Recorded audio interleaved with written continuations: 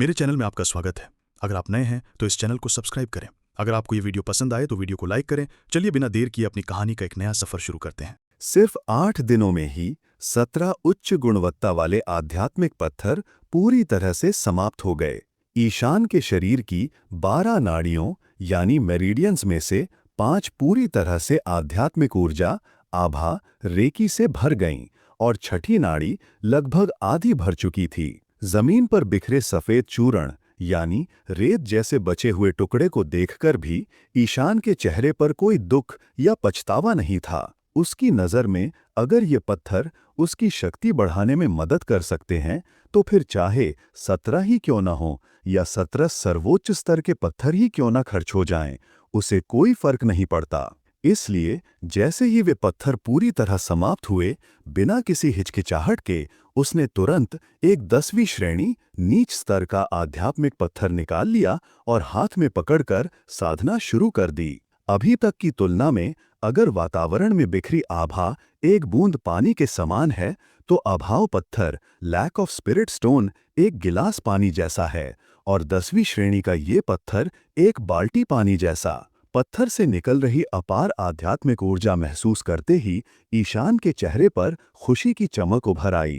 पहले उसे चिंता थी कि इस पत्थर में पर्याप्त ऊर्जा नहीं होगी और शायद वो दूसरी परत लेवल तक तोड़पार नहीं कर पाएगा। आखिरकार उसने पहले ही कुछ ऊर्जा का इस्तेमाल कायान फल की प्रतिकृति बनाने में कर लिया था, लेकिन अब उसकी चिंता पूरी तरह दूर हो गई। ये 10वीं श्रेणी का पत्थर न केवल उसे दूसरी परत तक ले जाने के लिए पर्याप्त था, बल्कि और आगे की साधना के लिए भी काफी होगा। ईशान ने ध्यान लगाया, श्वास को नियंत्रित किया और साधना में लीन हो गया। अब उसकी गति बूंद बूंद नहीं बल्कि घूंट घूंट पीने जैसी थी। पहले जहां एक नाड़ी को भरने में पूरा दिन लग जाता था, अब सिर्फ 3 घंटे से थोड़ा ज्यादा समय लग रहा था। सिर्फ एक दिन से भी थोड़े समय में ईशान की 12 नाड़ियां आभा से पूरी तरह भर गईं। अब अगले चरण में उसे आभा को शुद्ध करके आध्यात्मिक शक्ति में बदलना था, लेकिन ईशान ने तुरंत ऐसा न करके थोड़ी तैयारी की। उसने दर्जनों नाड़ी घास और कायांग वृक्ष की एक पत्ती निकाली। दर्जनों नाड़ी घास निगल ली और कायांग की पत्ती मुंह में दबा ली। जैसे ही नाड़ी घास की ऊर्जा काम करने लगी, उसने कायांग की पत्ती को चबाया। तुरंत ही एक विचित्र ऊर्जा मुंह से उसके मस्तिष्क में प्रवाहित हुई। अब उसे अपनी नाड़ियों की स्पष्ट झलक मिलने लगी, जैसे उसकी आंखें उसके शरीर के भीतर देख पा रही हों। यह कायांग पत्तियों का सबसे बड़ा रहस्य था। सामान्य साधक केवल अनुभव कर सकते थे, लेकिन ईशान अब अपनी नाड़ियों को देख सकता था। हालांकि यह शक्ति बहुत सीमित थी। एक पत्ती का असर केवल 3 सेकंड तक रहता था और पूरे 1 मीटर ऊंचे कायांग वृक्ष पर सिर्फ 10-15 पत्तियां ही थीं, यानी कुल मिलाकर मुश्किल से 30 सेकंड का समय। लेकिन ईशान के लिए यह कोई समस्या नहीं थी। वह तो पहली परत पर था और यह शक्ति उसके लिए सबसे उपयोगी समय पर उपलब्ध थी। उसने कॉपी तकनीक और लाल आंख वाले रक्त भेड़िए की लाश का इस्तेमाल करके 300 से अधिक पत्तियां प्रतिकृति में बना ली थीं। अब उसके पास 10 मिनट से भी अधिक समय था। पत्तियों का असर लेते ही ईशान ने अपनी नाड़ियों को ध्यान से देखा। उसे लगा कि लगभग 700 से अधिक नाड़ी घास खाने के बाद सब कुछ सामान्य होगा, लेकिन गहराई से देखने पर उसने पाया कि हर नाड़ी पर अभी भी बहुत छोटे छोटे घाव मौजूद हैं। ये घाव भले ही अभी साधना में बाधा न डालते हों, लेकिन भविष्य में बड़ी समस्या खड़ी कर सकते हैं। ईशान ने ठान लिया वह पूर्ण नींव बनाएगा। केवल तभी वह मार्शल आर्ट्स की ऊंचाइयों तक पहुंच सकेगा और अपनी आयु भी बढ़ा सकेगा। इसलिए उसने कायांग पत्तियों की ऊर्जा का उपयोग साधारण शक्ति बढ़ाने में नहीं किया, बल्कि उन सूक्ष्म घावों को भरने में लगाया। धीरे धीरे सभी दाग भर गए। लगभग सारी पत्तियां समाप्त हो गईं, सिर्फ थोड़ी सी बची रहीं।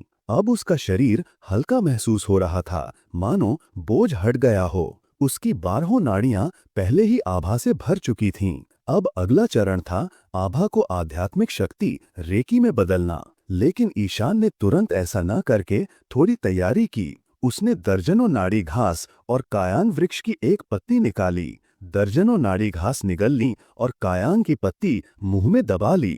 जैसे ही नाड़ी घास की ऊर्जा काम करने लगी, उसने कायांग की पत्ती को चबाया। तुरंत ही एक विचित्र ऊर्जा मुंह से उसके मस्तिष्क में प्रवाहित हुई। अब उसे अपनी नाड़ियों की स्पष्ट झलक मिलने लगी, जैसे उसकी आंखें उसके शरीर के भीतर देख पा रही हों। यह कायांग पत्तियों का सबसे बड़ा रहस्य था। सामान्य साधक केवल अनुभव कर सकते थे, लेकिन ईशान अब अपनी नाड़ियों को देख सकता था। हालांकि यह शक्ति बहुत सीमित थी।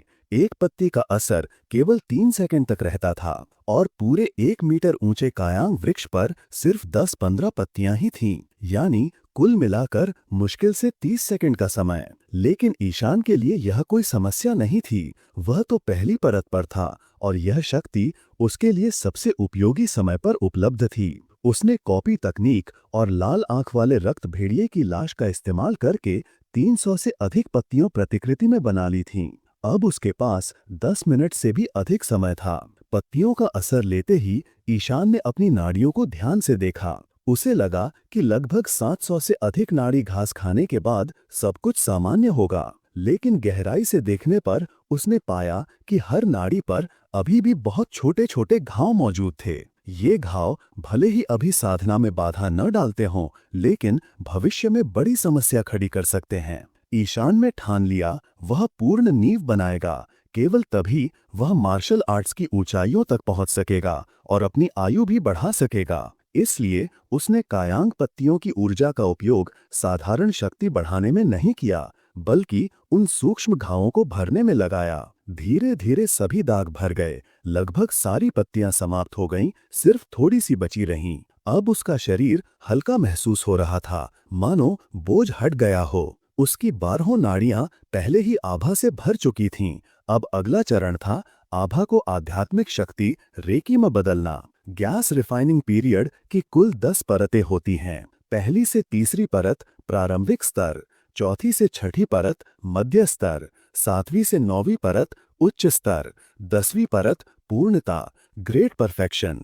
पहली 3 परतों का मुख्य काम सिर्फ आभा को अवशोषित करना होता है। जटिलता केवल चौथी परत के बाद शुरू होती है। ईशान ने तक्षशुन हृदय सूत्र का उपयोग किया और आभा को शुद्ध करके धीरे धीरे आध्यात्मिक शक्ति में बदलने लगा। समय का अंदाजा हो गया। वह ध्यानमग्न होकर बैठा रहा और आभा को रूपांतरित करता रहा। जब 90% आभा बदल चुकी थी, अचानक उसकी साधना की गति बहुत तेज हो गई। धड़ाम, उसके शरीर से एक गड़गड़ाहट जैसी आवाज आई।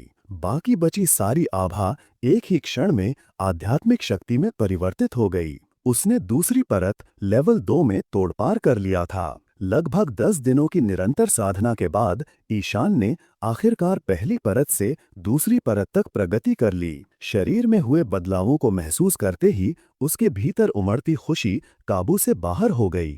आह आह, उसने जोर से हुंकार भर दी। यह उसकी खुशी और उत्साह का विस्फोट था। जब वह शांत हुआ तो उसने अपनी आंखें बंद कर शरीर के भीतर का निरीक्षण किया। अब केवल 10% आभा आध्यात्मिक शक्ति में परिवर्तित हुई थी। शेष बहुत कम था, लेकिन उसने पहले ही यह अनुमान लगा लिया था, इसलिए वह परेशान नहीं हुआ। उसने फिर से साधना शुरू की और पत्थर की ऊर्जा को अवशोषित कर आध्यात्मिक शक्ति में बदलता गया। लेकिन समस्या थी, उसके शरीर की क्षमता साधारण साधकों से 3 से 4 गुना अधिक थी। इसलिए 10 शेष पत्थर बहुत जल्दी समाप्त हो गए और केवल एक नाड़ी भर पाई। असल में जब वह तोड़पार कर रहा था, उसने प्रयास किया था कि पत्थरों पर निर्भर न होकर केवल आकाश और पृथ्वी की आभा को ही खींचें। लेकिन उसकी गति इतनी धीमी थी जैसे कछुआ चलता हो। तेजी से शक्ति बढ़ने का सुख अनुभव करने के बाद घोंघे जैसी धीमी प्रगति ने ईशान को पागल कर दिया। मानसिक विकारों से बचने के लिए उसने साधना रोक दी। वह उठा और हाथ पैर फैलाकर गुफा में टहलने लगा। चलते हुए सोचने लगा, जब साधना में मदद करने के लिए मेरे पास कोई आत्मा पत्थर स्पिरिट स्टोन नहीं है, तो अब मुझे ये सोचना चाहिए कि परिवार में कैसे वापस जाऊं। ची यिलोंग ने उसे रोककर घायल किया था और गुफा में आए हुए अब 1 महीना हो चुका था। इस दौरान उसने दूसरी परत लेवल की ची रिफाइनिंग अवस्था पार कर ली थी। 1 महीने से वह सार्वजनिक रूप से कहीं नहीं दिखा था। ईशान को पूरा विश्वास था कि चौहान परिवार के लोग समझ चुके होंगे कि वह असीमित वन एंडलेस फॉरेस्ट में मर चुका है। जब वह अचानक ल्यूलिन टाउन लौटेगा तो सबको यकीन दिलाने के लिए एक ठोस कारण देना होगा कि वह वास्तव में कैसे जीवित बचा। इसके अलावा अब वह पहले जैसा व्यर्थ नहीं रहा। सिर्फ 1 महीने में उसने दूसरी परत की साधना पार कर ली थी। उसकी साधना की गति शीर्ष 8 ग्रेड की प्रतिभाओं से भी तेज थी। लेकिन क्या यह बात परिवार के उच्च पदाधिकारियों को बतानी चाहिए? यही वो प्रश्न था जिससे ईशान सबसे ज्यादा परेशान था, क्योंकि उसके फिर से साधना करने की असली वजह उसकी आसमानी शक्ति थी, कॉपी और पेस्ट की शक्ति। यह अद्भुत शक्ति भविष्य में उसे और भी ऊंचाइयों तक ले जाएगी। इसलिए अपने अलावा किसी और को इसके बारे में जानने नहीं देना चाहिए। लेकिन अगर वह परिवार को यह न बताए कि वह साधना करने लगा है, तो उसे अकेले ही संघर्ष करना पड़ेगा। सभी संसाधन खुद जुटाने होंगे और हर खतरे का सामना खुद करना होगा। नहीं, कुछ ही देर में उसने इस विचार को नकार दिया। अनंत महाद्वीप पर, जहां हर जगह क्रूर प्रतिस्पर्धा है, वहां अकेले साधना करना असंभव था। साधना संसाधन तो दूर, केवल जीवित रहना भी एक समस्या थी। जो योद्धा अकेले भटकते हुए नजर आते हैं, उनके पीछे भी कोई ना कोई शक्ति खड़ी रहती है, वरना वे किसी ताकतवर गुट द्वारा बहुत पहले मिटा दिए गए होते। इसके अलावा एक योद्धा को सिर्फ आत्मा पत्थर और औषधियां ही नहीं, बल्कि उच्च स्तर की साधना विधियां भी चाहिए। उदाहरण के लिए ताइशुन हृदय सूत्र। शरीर साधना काल के शिखर पर पहुंचने के बाद इसे पार करने के लिए इस सूत्र की तीसरी परत की आवश्यकता होती है, और यह तीसरी परत हमेशा से कुलपति चौहान तियान युआन के हाथों में सुरक्षित थी। अगर वह अकेले साधना करता तो आगे की तकनीक उसे कभी नहीं मिल पाती। इसलिए ईशान ने तय किया, मुझे परिवार को यह जरूर बताना होगा कि मैं फिर से साधना कर सकता हूं, और अपनी प्रतिभा को और अधिक चमकदार ढंग से दिखाना होगा, ताकि परिवार के वरिष्ठों का ध्यान आकर्षित हो। तभी मुझे उच्चतर साधना विधियां, शक्तिशाली युद्ध कला और प्रचुर संसाधन मिल पाएंगे। जहां तक दूसरी ताकतों के हत्यारों का सवाल था, ईशान को डर नहीं था। एक योद्धा जो जीवन की चोटी तक पहुंचना चाहता है, उसे हजारों लाशों और खून के समुद्र से होकर गुजरना ही पड़ता है। अगर वह संभावित हत्या के डर से पीछे हटेगा, तो उसका जीवन कभी महान नहीं बन पाएगा। और फिर परिवार के वरिष्ठ ऐसे प्रतिभाशाली योद्धा को कभी असुरक्षित नहीं छोड़ेंगे। वे गुप्त रूप से उसकी रक्षा करेंगे। अब उसे बस एक कारण चाहिए था, एक ऐसा कारण जिससे समझाया जा सके कि वह फिर से साधना क्यों कर पा रहा है। हाँ, नाड़ी संरक्षण औषधि। कुछ देर सोचने के बाद अचानक उसके मन में यही नाम चमका। पहले जब ईशान की नाड़ियां 2 महान योद्धाओं की लड़ाई की मार से क्षतिग्रस्त हो गई थीं, तब वह व्यर्थ माना जाने लगा था। परिवार के कई लोग ये मानने को तैयार नहीं थे। आखिरकार पूरे की राज्य में 100 साल में एक बार ही ऐसा योद्धा पैदा होता है जिसकी प्रतिभा शीर्ष 8 ग्रेड तक पहुंच सके। इतनी प्रतिभा वाला योद्धा अगर मूर्ख ना हो तो आसानी से शरीर साधना काल के शिखर तक पहुंच सकता है, और फिर उसे पार करना भी कठिन नहीं होता। उस समय भी ईशान मूर्ख नहीं था, बल्कि बहुत बुद्धिमान था, वरना कुलपति और वरिष्ठ उसे ताइशुन सूत्र जैसी गुप्त विधि कभी न सौंपते। जब उसकी नाड़ियां क्षतिग्रस्त हो गई थीं, तो परिवार के एकमात्र औषधि गुरु ने भी प्रयास किया था। उन्होंने बहुत अध्ययन करने के बाद निष्कर्ष निकाला कि सिर्फ नाड़ी संरक्षण औषधि ही उसकी क्षतिग्रस्त नाड़ियों को ठीक कर सकती है। यह औषधि 7वीं श्रेणी के निचले स्तर की औषधि थी।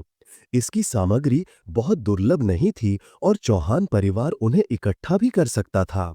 लेकिन समस्या ये थी कि इसे तैयार करने के लिए कम से कम एक 7वीं श्रेणी का औषधि गुरु चाहिए था, और न केवल की राज्य में बल्कि आसपास के दर्जनों राज्यों में भी ऐसा कोई गुरु नहीं था। सिर्फ विशाल साम्राज्यों में ही 7वीं श्रेणी का औषधि गुरु होता था, जबकि चौहान परिवार का औषधि गुरु तो केवल 9वीं श्रेणी का ही था। इसलिए असलियत में इस औषधि को बनाना संभव नहीं था, लेकिन एक बहाने के तौर पर यह कारण सबको विश्वास दिलाने के लिए पर्याप्त था। ईशान ने राहत की सांस ली। अब उसे सिर्फ इस बात की चिंता थी कि चौहान परिवार में वापस कैसे पहुंचा जाए।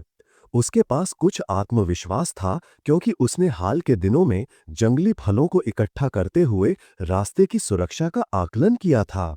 9 प्रकार के जंगली जानवरों की सीमा तक तो वह सुरक्षित रह सकता था, लेकिन 10वीं सीमा उसे सबसे बड़ी समस्या दे रही थी। जब पहले चौहान फैन और अन्य लोग जंगल में घुसे थे, तो उन्होंने अपनी शक्ति के बल पर रास्ता बना लिया था और सब जानवरों को मार डाला था। इसलिए वहां कोई सुरक्षित रास्ता नहीं बचा था। अब ईशान, जो केवल दूसरी परत की रिफाइनिंग अवस्था पर था और जिसका लड़ाई का अनुभव भी शून्य था, उसके लिए उतने शक्तिशाली जानवरों से भिड़ना असंभव था। जानवरों से भी ज्यादा खतरनाक इंसान हैं। ईशान जानता था कि इस असीमित वन में घूमने वाले ज्यादातर योद्धा निर्दयी और क्रूर होते हैं। अगर उनसे अकेले टकरा गया तो निश्चित ही जान चली जाएगी। छोड़ो, इतना सोचकर क्या फायदा, जिंदा लौट पाया तो भाग्य है, ईशान ने मन ही मन कहा। वह भविष्य की भविष्यवाणी नहीं कर सकता था, इसलिए उसने ठान लिया कि एक एक कदम चलते हुए आगे बढ़ना ही ठीक है। अब मुझे अपनी युद्ध कला का अभ्यास शुरू करना होगा। सिर्फ उसी से असीमित वन से निकलने की संभावना बढ़ेगी। चौहान परिवार के पूर्वज एक महान तलवारबाज थे।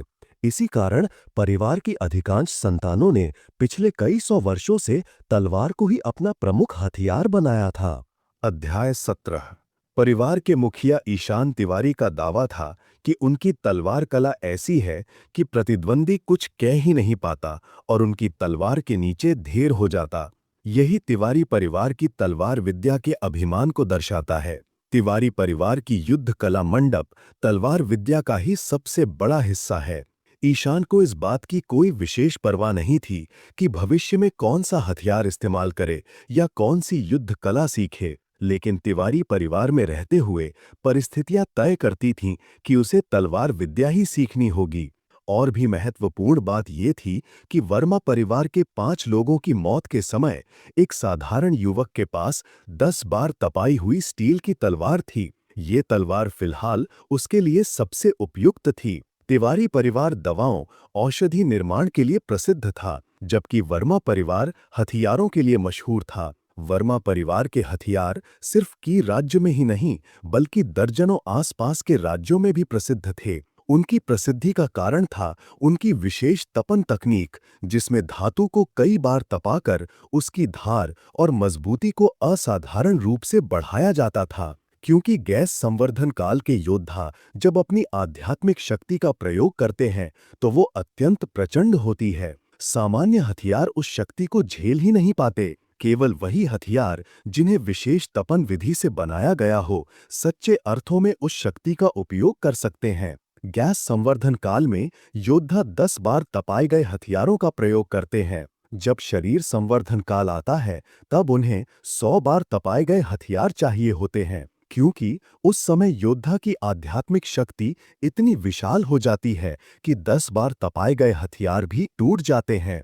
और जब कोई योद्धा शरीर संवर्धन से भी ऊपर के स्तर पर पहुंच जाता है, तब तो सांसारिक हथियार उसकी शक्ति सह ही नहीं सकते, क्योंकि शरीर संवर्धन काल को पार करते ही उसकी आध्यात्मिक शक्ति में एक गहरा रूपांतरण होता है। वो रूपांतरण क्या है, ये ईशान ने अभी तक अनुभव नहीं किया था।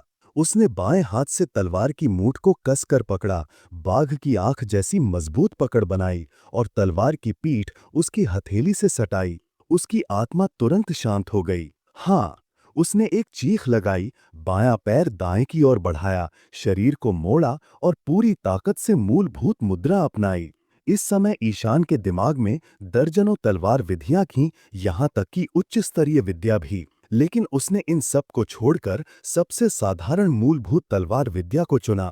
आधुनिक युग का व्यक्ति होने के कारण ईशान जानता था कि नींव ही सबसे महत्वपूर्ण है, और यह भी कि जितनी सरल चाल होगी, उसे निपुण करने के बाद उसकी शक्ति उतनी ही अधिक होगी।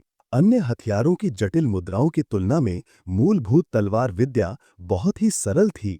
इसमें कुल 14 चालें थीं। काटना, उठाना, चुभाना, चीरना, धक्का देना, थामना, रोकना, पोंछना, पोंछना, वार करना, रोकथाम, लपेटना, झाड़ना, दबाना और लटकाना। ये चालें देखने में आसान लगती थीं, लेकिन उन्हें निपुण करना बहुत कठिन था। शायद इसलिए कि उसके भीतर दो आत्माएं थीं, या इसलिए कि वो इस मूलभूत तलवार विद्या पर बहुत ध्यान दे रहा था। जब उसने पहली बार इसका अभ्यास शुरू किया, तो पीछे की कुछ चालों को छोड़कर बाकी सभी बहुत ही मानक ढंग से प्रदर्शित हुईं।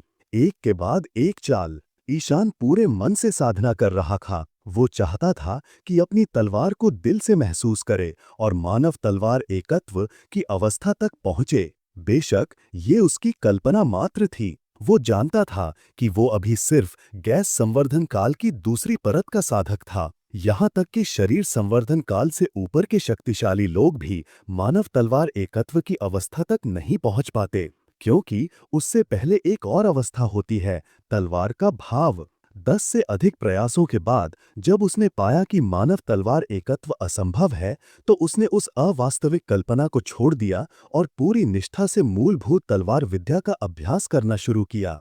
3 दिन। इन 3 दिनों में उसने सभी 14 मूलभूत तलवार चालों का अभ्यास किया।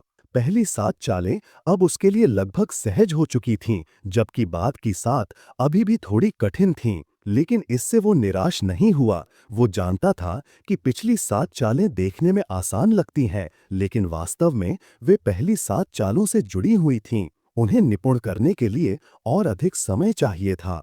तलवार की चालों का अभ्यास करते हुए उसने आध्यात्मिक शक्ति का भी प्रयोग करना शुरू किया, ताकि चालों की ताकत बढ़ सके। लेकिन उसकी नसों में मौजूद आध्यात्मिक शक्ति केवल पहले 3 वारों को सह पाती थी। चौथे ही वार पर शक्ति खत्म हो जाती थी। उसने तलवार वापस खींची और लंबी सांस ली। 1 महीने से जिस गुफा में वो रह रहा था, उसकी ओर देखा और थोड़ी जटिल भावनाओं से सिर हिलाया।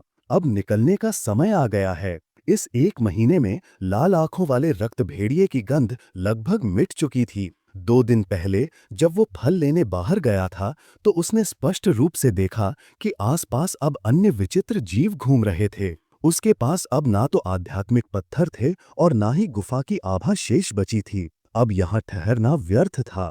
उसके पास रखने लायक बहुत कम चीजें थीं। 500 स्वर्ण मुद्राओं का एक चांदी का नोट उसने सीने में रखा और 10 तपन वाली स्टील तलवार को हाथ में थाम लिया। यही उसकी पहचान और ताकत थी। गुफा को आखिरी बार गहरी सांस लेकर देखा और गंभीर मन से बाहर निकल गया। गुफा से बाहर आने के बाद उसने तुरंत बाहर का ताज़ा वायु लिया और उसकी आत्मा जैसे प्रफुल्लित हो उठी। लेकिन वो तुरंत रवाना नहीं हुआ। उसने अपनी आध्यात्मिक शक्ति को तलवार में प्रवाहित किया और गुफा के प्रवेश द्वार के आसपास की चट्टानों को काटकर उनके टुकड़ों से पूरे मुहाने को बंद कर दिया। फिर कुछ छलावरण किया ताकि कोई इसे पहचान न सके। उसने यह क्यों किया? पहला, ये वही स्थान था जहां से वो नए जीवन की ओर बढ़ा था। दूसरा, गुफा इतनी छुपी हुई थी कि बिना नक्शे के ढूंढना लगभग असंभव था। यह उसका सुरक्षित गढ़ था। अब ईशान वो कमजोर युवक नहीं था जो मुर्गी भी ना मार सके। आने वाला जीवन तलवार और छाया से भरा होगा, और अगर कभी कोई संकट आया तो यह गुफा उसका सुरक्षित आश्रय बनेगी। इस 1 महीने में वो कभी-कभी फल लेने बाहर जाता था, इसलिए आसपास का इलाका अब उसे अच्छी तरह याद हो गया था। उसने उसी याददाश्त के आधार पर धीरे-धीरे 9 श्रेणी वाले विचित्र जीवों की सीमा से बाहर निकलने का रास्ता चुना। अब भले ही वो गैस संवर्धन काल की केवल दूसरी परत पर था और शक्ति में कमजोर था, लेकिन 1 महीने पहले की तुलना में उसकी ताकत कई गुना बढ़ चुकी थी। सबसे बड़ा परिवर्तन उसकी गति में था। अब उसकी गति पहले की तुलना में कम से कम 10 गुना अधिक थी, लेकिन वो अब भी संतुष्ट नहीं था, क्योंकि तिवारी परिवार में सही मायनों में सच्चे योद्धा बनने के लिए कम से कम गैस संवर्धन काल की चौथी परत तक पहुंचना आवश्यक था। क्योंकि चौथी परत पर ही 12 नसें छोटा चक्र पूरा करती हैं और स्वयं आध्यात्मिक शक्ति उत्पन्न करने लगती हैं। तब उसकी मात्रा और पुनर्स्थापन क्षमता पहले 3 स्तरों से 10 गुना अधिक होती है। ईशान जानता था कि गति और शक्ति ही आगे के मार्ग में सबसे बड़ी ढाल होंगी।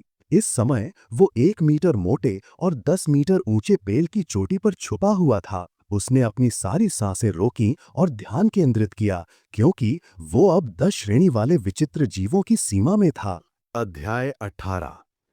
पिछली बार जब ईशान को रोका गया था, तब वो गलती से कियानेंद्र और उसके साथियों से टकरा गया था, क्योंकि उसने पहले से परिस्थिति का निरीक्षण नहीं किया था और सीधे 10 श्रेणी के अजीब जीवों के क्षेत्र में प्रवेश कर गया था।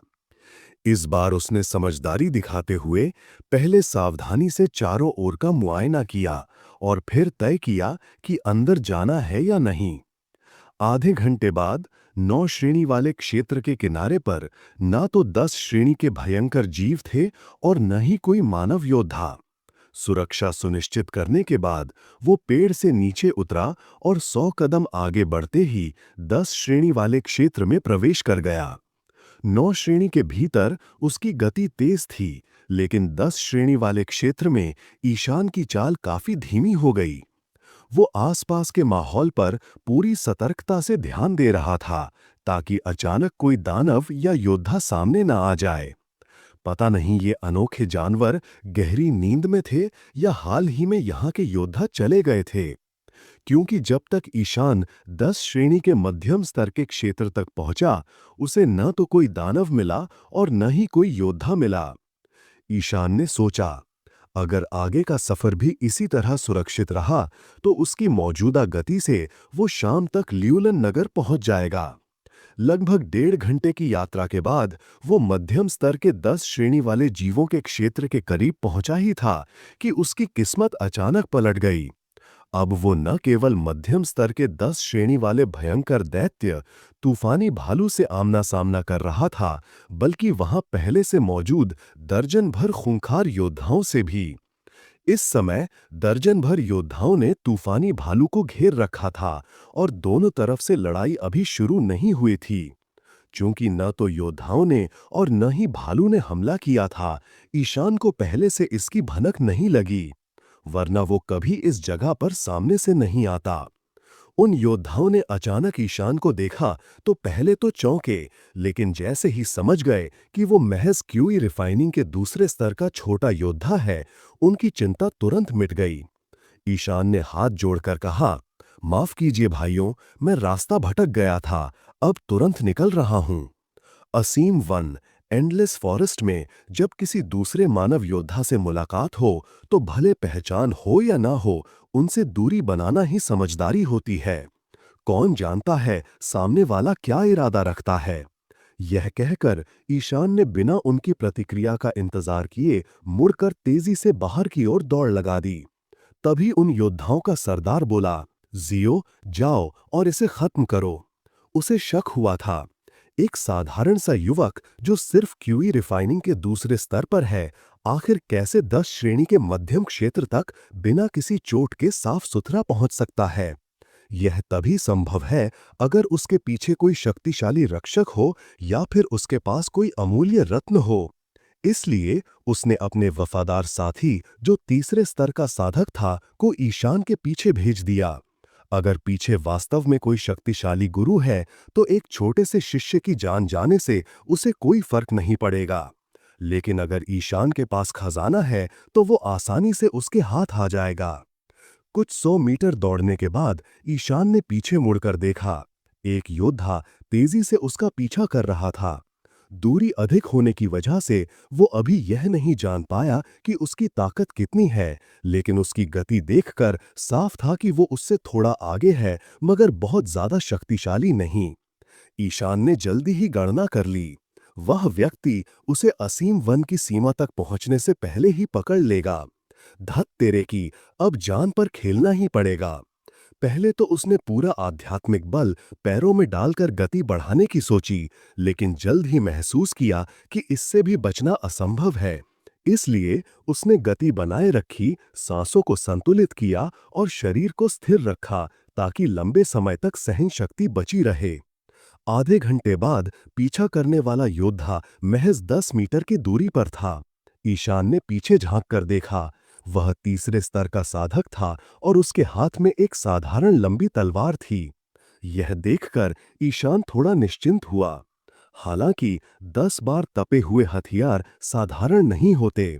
जैसे ईशान के पास ये इस्पाती तलवार थी, उसकी कीमत हजारों स्वर्ण मुद्राओं में आंकी जाती थी। साधारण तीसरे स्तर के साधकों के लिए ऐसा हथियार पाना लगभग असंभव था। केवल प्रतिष्ठित घराने या जन्मजात प्रतिभावान लोग ही इसे इस्तेमाल कर सकते थे। 8 मीटर, 5 मीटर, 3 मीटर। अब तक स्थिर गति से बढ़ रहा ईशान अचानक तेज हो गया। पीछे वाला योद्धा समझा कि वो पूरी ताकत लगाकर भागने की कोशिश कर रहा है, इसलिए उसने भी अपने पैरों में आध्यात्मिक शक्ति भरकर गति बढ़ा दी। लेकिन तभी ईशान ने अचानक रुककर पलटवार किया। उसने बाएं हाथ से तलवार कसकर पकड़ी, पूरे शरीर को उछाला और बुनियादी तलवार कला की एक आक्रमण चाल का इस्तेमाल किया। वो योद्धा बिल्कुल हैरान रह गया। उसे उम्मीद ही नहीं थी कि ईशान भागने के बजाय अचानक पलटकर हमला करेगा। और तो और, उसने अपनी अधिकांश आध्यात्मिक शक्ति पैरों में लगा रखी थी, इसलिए पूरी तरह बचाव करने का समय ही नहीं था। मजबूरी में उसने अपनी साधारण लोहे की तलवार उठाई और बचाव की कोशिश की, लेकिन नतीजा साफ था। ईशान का हमला पूरे बल से था और उसके हाथ में था 10 बार तपा हुआ इस्पाती हथियार, जबकि सामने वाले के पास साधारण लोहे की तलवार थी। टकराव में उसकी तलवार सीधी बीच से टूट गई और ईशान की तलवार उसकी दाहिनी भुजा पर जा लगी। हालांकि वार मूलतः सिर पर करना था, मगर लोहे की टक्कर से दिशा थोड़ी बदल गई और तलवार कंधे पर लगी। परिणाम घातक ही रहा। इस्पाती तलवार ने उसके कंधे और बाएं हाथ को पूरी तरह काट डाला। योद्धा दर्द से पागल होकर चीख पड़ा, उसका चेहरा पीड़ा से विकृत हो गया। अध्याय 19। पूरा जोर लगाकर वार करने के कारण ईशान की अधिकांश ऊर्जा, शारीरिक शक्ति और आध्यात्मिक शक्ति खर्च हो चुकी थी। पूरा शरीर थकान से चूर था। जमीन पर गिरते ही उसने सांस लेने के बजाय बाएं हाथ में स्टील की तलवार कसकर पकड़ ली। जैसे ही उसका बायां पैर आगे बढ़ा, उसने शरीर मोड़ा और स्टील की तलवार से सामने वाले की पेट पर सीधी चोट कर दी। उसका पेट फट गया और वो भारी आवाज के साथ जमीन पर गिर पड़ा। अभी तक की लड़ाई में ईशान की नजरें सिर्फ सामने वाले पर टिकी थीं और उसके मन में केवल मार डालने की भावना थी। लेकिन जैसे ही प्रतिद्वंद्वी का पेट फटकर आंतें बाहर आ गईं और वो मरकर गिर पड़ा, ईशान को उल्टी आ गई। साथ ही पहली बार हत्या करने का एक गहरा डर उसके दिल में बैठ गया। एक आधुनिक इंसान के रूप में जो इस दुनिया में आ चुका था, उसने अपनी पिछली जिंदगी में तो कभी मुर्गी भी नहीं काटी थी। अब अचानक इंसान की हत्या कर दी, ये उसके लिए स्वाभाविक रूप से हिला देने वाला अनुभव था। उसने खुद को समझाया, अगर मैं उसे न मारता तो वो मुझे मार देता। मैंने सिर्फ अपनी रक्षा के लिए उसे मारा है। काफी देर तक उल्टी करने और खुद को शांत करने के बाद ईशान ने इस बहाने से खुद को सांत्वना दी। ये कारण भले ही साधारण था, लेकिन व्यावहारिक था। उसका दिल धीरे धीरे हल्का हो गया। साथ ही अब वो सामने पड़े इस खूनी दृश्य को सहन भी कर पा रहा था, वरना वो उस मरे हुए आदमी के शरीर के पास जाकर लूटने की कोशिश ना करता। लेकिन उसकी निराशा बढ़ गई। वो हारा हुआ प्रतिद्वंद्वी बेहद गरीब था। न उसके पास आध्यात्मिक पत्थर थे, न कोई बहुमूल्य चीज। केवल एक टूटा फूटा आध्यात्मिक पत्थर मिला, वो भी बेहद कमजोर गुणवत्ता का। ऐसी चीज पर ईशान की नजर भी नहीं टिकती। इसके अलावा केवल दर्जन भर सोने के सिक्के थे। ईशान ने गुस्से में कहा, छी, तू तो वाकई बहुत गरीब निकला। आश्चर्य नहीं कि ची रिफाइनिंग के तीसरे स्तर पर होने के बावजूद भी साधारण तलवार का इस्तेमाल कर रहा था। तू मरा तो सही ही हुआ। नाखुश होकर उसने शव पर थूक दिया, लेकिन तभी वो ठिठक गया, क्योंकि उसे महसूस हुआ कि वो कितनी जल्दी हत्या के माहौल में ढल गया है। कुछ मिनट पहले तक उसे उल्टी आ रही थी और अब वो न केवल हत्या को स्वीकार कर चुका है, बल्कि सहज भाव से लूटपाट भी कर रहा है। उसके मन में एक सवाल कौंधा, क्या मेरे भीतर सचमुच हत्यारे बनने की प्रवृत्ति है? इस पर ज्यादा सोचने की हिम्मत उसने नहीं की, वरना ये मन ही मन उसे अंधकार में खींच ले जाता। उसने वहां और देर न करने का फैसला किया। लाश की अनदेखी करते हुए ईशान मुड़कर अनंत वन से बाहर निकलने लगा। अब उसकी अगली मंजिल थी 10वीं श्रेणी के राक्षसों का इलाका। उसकी शक्ति अब इतनी थी कि सावधानी बरतते हुए वो लगभग बिना बड़ी मुसीबत में पड़े उस क्षेत्र से निकल सकता था। धीरे धीरे शाम हो गई। ईशान सुबह 9वीं श्रेणी के राक्षसों की गुफा से निकला था और अब रात होते होते अनंत वन से बाहर निकल चुका था। पीछे मुड़कर अनंत वन को देखते हुए उसके मन में आश्चर्य और भावनाएं उमड़ आईं। ये वन भले ही खतरों से भरा है, मौत कभी भी सामने आ सकती थी, लेकिन इन्हीं खतरों की वजह से मैं 1 महीने में अपनी मेरिडियन को सुधार सका और अपनी शक्ति को ची रिफाइनिंग के दूसरे स्तर तक बढ़ा पाया। इसे सोचकर उसका दिल गर्व से भर गया। अब 1 महीना बीत चुका था जब वो दवा दुकान छोड़कर आया था। उसका मन अब घर लौटने को बेताब था। उसने कदम तेज कर लिए और ल्यूलिन टाउन की ओर बढ़ चला। ल्यूलिन नगर भले ही नगर कहलाता था, लेकिन यहाँ की स्थायी आबादी 1 लाख से अधिक थी। रेस्टोरेंट, वेश्यालय, जुआघर और तमाम मनोरंजन स्थलों की रोशनी जगमगा रही थी।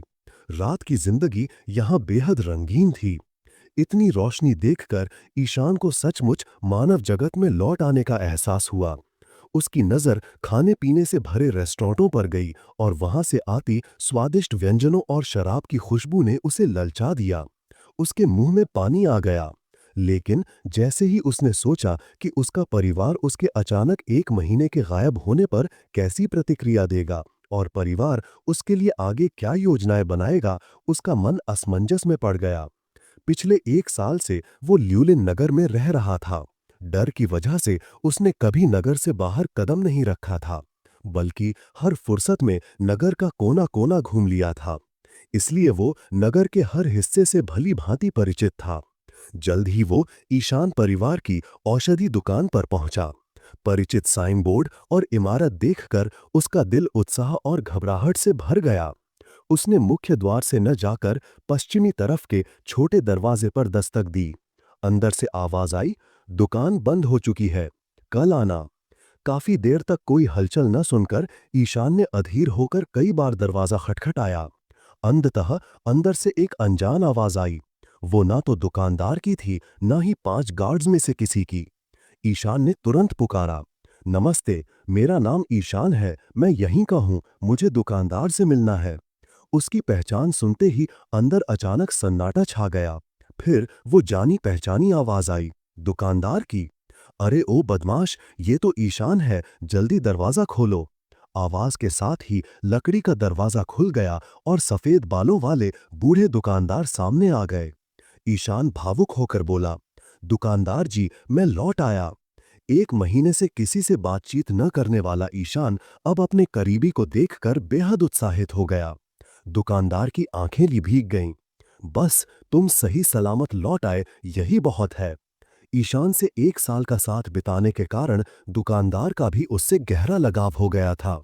फिर दुकानदार ने गंभीर स्वर में कहा, ईशान, परिवार वालों ने तो समझ लिया था कि तुम अनंत वन में मर गए हो, इसलिए उन्होंने एक और लड़के को यहां भेज दिया है, परिवार का दत्तक पुत्र। इतना कहकर उन्होंने बगल में खड़े एक नाखुश से लड़के की तरफ इशारा किया। फिर जोड़ा, वो अब तुम्हारा कमरा ले चुका है, फिलहाल तुम मेरे कमरे में चलो, मुझे तुमसे कुछ जरूरी बातें करनी है। ईशान को गुस्सा नहीं आया। उसे पता था कि अब जबकि वो दोबारा साधना कर सकता है और उसकी जन्मजात प्रतिभा असाधारण है, तो परिवार उसे जरूर वापस अपने मुख्यालय बुला लेगा। आगे उसे अपना पूरा ध्यान साधना पर ही लगाना है। उसने हामी भरी, ठीक है दुकानदार जी, मुझे भी आपसे बहुत कुछ कहना है। ये कहकर वो दुकानदार के साथ चल पड़ा।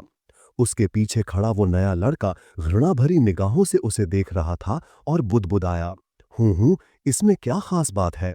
आखिरकार तू वही निकम्मा है जो पहले साधना भी नहीं कर पाता था। अध्याय 20। ईशान ने उस लड़के की उकसावे भरी हरकत को नजरअंदाज कर दिया, क्योंकि वो जानता था कि भविष्य में उसका उस लड़के से कोई संबंध नहीं होगा। अगर वो इस समय पलटकर प्रतिक्रिया देता तो यह उसकी छोटी सोच और संकीर्ण मानसिकता दिखाता। ज़ाओतियन, मुझे बताओ, तुम पिछले 1 महीने कहाँ थे? दोनों के बैठने के बाद बूढ़े दुकानदार ने पहले उसे एक प्याला चाय दी और फिर धीरे धीरे पूछा, पहले से सोचे गए शब्दों के अनुसार ईशान ने पूरी कहानी विस्तार से बताई, खासकर ये कि उसे नाड़ी गोलियां पल्स पिल्स कैसे मिलीं। ईशान किस तरह से ची ई लोंग के पीछा करने से बच निकला और कैसे उसने अनंत वन को पार किया, इन बातों पर दुकानदार ने ज्यादा ध्यान नहीं दिया।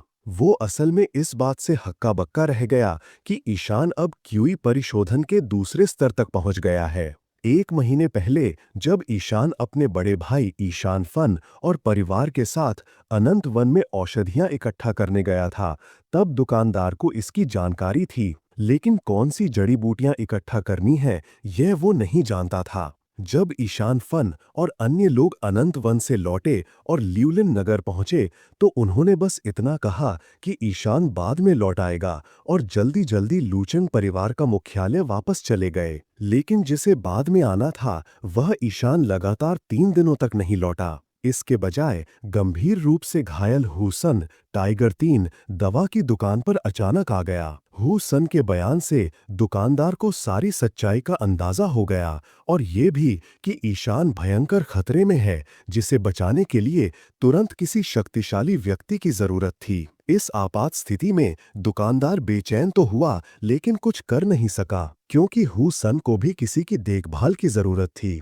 ईशान, जो साधना नहीं कर सकता था, उसकी तुलना में शरीर प्रशिक्षण स्तर, बॉडी ट्रेनिंग स्टेज परिवार के लिए कहीं अधिक महत्वपूर्ण था। इसीलिए दुकानदार अपनी बेचैनी को मन में दबाकर बैठा रहा। 5 दिन बाद परिवार का एक वरिष्ठ आकर घायल हुसन को ले गया, लेकिन ईशान के बारे में किसी ने जिक्र तक नहीं किया। इस बात से दुकानदार बेहद असंतुष्ट हुआ, लेकिन परिवार के बुजुर्गों की सोच को वो बहुत अच्छे से समझता था। अगर ईशान की नसें टूटी ना होतीं और वो साधना करने योग्य होता, तो परिवार निश्चित रूप से उसे बचाने के लिए पूरा प्रयास करता, चाहे इसके लिए उन्हें राज परिवार से सीधी टक्कर ही क्यों न लेनी पड़ती। क्योंकि शीर्ष श्रेणी 8 टॉप ग्रेड 8 प्रतिभा वाला ईशान ही परिवार के भविष्य के उत्थान की उम्मीद था। परिवार का वरिष्ठ जब वापस गया, तब दुकानदार खुद अकेले अनंत वन में 1 दिन तक उसकी खोज करता रहा, लेकिन ईशान की छिपने की जगह इतनी गुप्त थी कि वह उसे ढूंढ नहीं पाया और मजबूरी में लौट आया। यही वजह थी कि जब उसने सुना कि ईशान न केवल अपनी टूटी हुई नसें पूरी तरह ठीक कर ली हैं, बल्कि सिर्फ 1 महीने में क्यूई परिशोधन के दूसरे स्तर पर पहुंच गया है, तो वह चौंक उठा। जाओ तियन, मुझे तुम्हारा शरीर ध्यान से जांचना होगा। वह ईशान की बातों पर शक नहीं कर रहा था, लेकिन स्वयं पुष्टि करना चाहता था, क्योंकि केवल व्यक्तिगत पुष्टि के बाद ही वह अगली योजना बना सकता था। कोई समस्या नहीं। 1 साल से भी अधिक समय से ईशान दुकानदार को अच्छी तरह जानता था। वह जानता था कि दुकानदार केवल परिवार के बारे में सोचता है। उसकी इच्छा सिर्फ यह पक्की करने की थी कि ईशान सचमुच फिर से साधना कर सकता है, ताकि परिवार और मजबूत हो। जब दुकानदार की प्रबल आध्यात्मिक शक्ति उसके शरीर में प्रवेश की, तो ईशान ये देखकर दंग रह गया कि जो बूढ़ा आदमी सामान्यतः कमजोर दिखता था, असल में अत्यंत शक्तिशाली है। यदि अपने शरीर की आध्यात्मिक शक्ति को वह एक बूंद पानी समझे, तो दुकानदार की शक्ति एक बहती हुई नदी जैसी थी। उसी क्षण ईशान को महसूस हुआ कि वह इस परिचित बूढ़े आदमी को असल में कभी जान ही नहीं पाया था। अच्छा, बहुत अच्छा। दुकानदार को डर था कि उसकी प्रबल शक्ति कहीं ईशान को चोट न पहुंचा दे, इसीलिए उसने अपनी शक्ति का केवल 1000वां हिस्सा इस्तेमाल किया। उसकी शक्ति ने तेजी से ईशान के शरीर में परिक्रमा की और फिर यह स्पष्ट हुआ, ईशान न केवल क्यूई परिशोधन के दूसरे स्तर पर पहुंच चुका है, बल्कि उसकी 12 नाड़ियां उसी स्तर के योद्धाओं की तुलना में कई गुना मजबूत हैं। इसका मतलब था कि ईशान की शक्ति अपने स्तर के साधकों से कई गुना अधिक थी। दुकानदार उत्साहित होकर बार बार प्रशंसा करने लगा। जाओ तियन, तुम यहीं रहो, अभी कहीं मत जाओ, परिवार के विशेषज्ञ तुम्हें लूचंग ले जाने आएंगे। सत्य की पुष्टि होने के बाद और स्थिति उम्मीद से बेहतर निकलने पर दुकानदार जानता था कि अब सबसे महत्वपूर्ण कार्य यह था कि वह परिवार को तुरंत यह समाचार भेजे। पिछले कुछ वर्षों में क्यूई राज्य के हितों को लेकर 3 बड़े परिवारों और राजघराने के बीच खुली और गुप्त प्रतिस्पर्धा तेज हो चुकी थी। हर परिवार एक दूसरे की प्रतिभाओं पर नजर रखे हुए था। इस समय ल्यूलन नगर में दुकानदार और एक और गार्ड के अलावा कोई भी शरीर प्रशिक्षण स्तर का योद्धा नहीं था। अगर राज परिवार या अन्य परिवारों को यह खबर मिल जाती तो शायद वे ईशान को यहाँ से जाने ही न देते। ठीक है दुकानदार, लेकिन मेरी 2 विनतियां हैं। ईशान दुकानदार के सुझाव से सहमत था। ल्यूलिन नगर लूचंग से हजारों मील दूर था। पैदल जाने पर 1 महीने से अधिक लग सकता था। परिवार के विशेषज्ञों की सुरक्षा में जाना ही सबसे अच्छा विकल्प था। परिवार को संदेश पहुंचाने और विशेषज्ञों के आने में कम से कम 10 दिन तो लगने ही थे।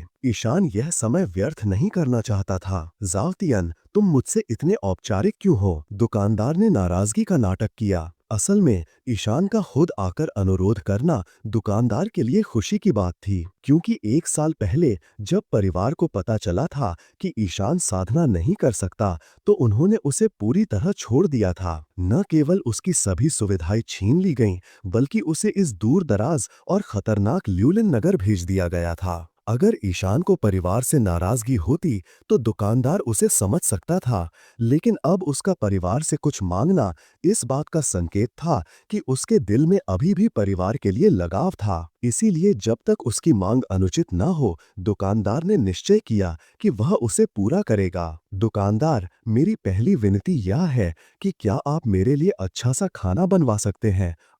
मैं 1 महीने तक अनंत वन की गुफा में रहा, दिन रात सिर्फ फल खाता रहा, पोषण की भारी कमी हो गई है। शुरुआत में ईशान को यह कहने में थोड़ी शर्म महसूस हुई, जैसे कि वह सिर्फ खाने का लालची है, लेकिन इस समय उसे सचमुच अच्छे भोजन की बेहद जरूरत थी। हाँ, जाओतियन, ये कोई विनती है। मैं अभी किसी को कहता हूँ कि तुम्हारे लिए शानदार दावत का इंतजाम करे। उसकी पहली विनती सुनकर परिपक्व और गंभीर दुकानदार भी हंसे बिना नहीं रह सका। दुकानदार, अब जबकि मैं साधना कर सकता हूँ, मुझे बहुत से संसाधनों की कमी है, खासकर साधना में मदद के लिए आत्म पत्थरों की। साधना करने के बाद परिवार में बच्चों को क्या-क्या सुविधाएं मिलती हैं, इस बारे में उसने कभी ध्यान नहीं दिया। इस वजह से उसे ये भी नहीं पता था कि परिवार उसकी पुनः साधना योग्यता के बाद उसे क्या देगा। इसीलिए उसने ज्यादा मांगने की हिम्मत नहीं की। जब दुकानदार ने उसकी दूसरी विनती सुनी कि बस थोड़े आत्म पत्थर उधार मिल जाएं, तो उसे अपने दिल में अपराध बोध हुआ। उसे लगा कि परिवार ने इस बच्चे के साथ बहुत अन्याय किया है। इसीलिए बिना एक पल की देरी किए उसने तुरंत सहमति दे दी और गंभीर स्वर में उसके साधारण स्वभाव की प्रशंसा की। Thank you for watching this video. Please like, comment, and subscribe for more videos.